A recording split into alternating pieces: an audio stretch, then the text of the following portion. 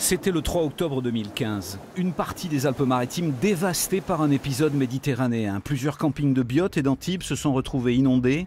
Et aujourd'hui, la plupart n'existent plus. Rien, plus rien au camping des Fresnes. Diana a perdu toute son exploitation et a l'interdiction de recevoir un seul campeur. Nous sommes totalement oubliés. Nous n'avons eu aucune indemnisation. Nous avons utilisé nos fonds propres pour nous défendre, pour ne rien obtenir à ce jour. Vous avez obtenu 0 €. 0 € à ce jour. Comment vous vivez? Avec ma petite retraite, comme je peux, avec des privations. Avec plusieurs propriétaires de camping alentour, elle a intenté une action en justice et demandé une indemnisation. Mais le tribunal administratif puis la cour d'appel ont tout rejeté. Vous avez travaillé en zone rouge, vous ne pouvez rien réclamer. C'est le sens de la décision. Ce qui fait bondir l'avocat des gérants. Selon lui, tout le monde a favorisé à l'époque l'activité des campings. Tout le monde a encouragé le commerce sur ces zones. D'abord, on nous a laissé exploiter pendant 60 ans.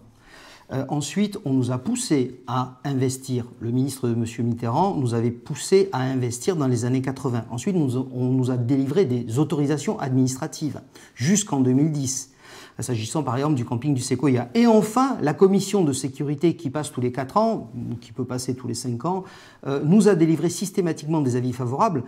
La veille des inondations, les avis étaient favorables. En attendant un recours devant le Conseil d'État et la Cour européenne, même sentiment de désespoir au camping du Pylône. C'est le cours d'eau de la Brague qui a débordé la nuit du drame en faisant une victime. Météo France n'avait pas jugé bon de déclencher l'alerte rouge et les pouvoirs publics n'ont pas donné l'ordre d'évacuation en temps voulu. Aujourd'hui, ce camping a juste le droit d'exploiter 10% des 800 mobil-homes de l'époque. La propriétaire est prête à faire tous les aménagements de sécurité, mais toutes les solutions ont été refusées par la préfecture.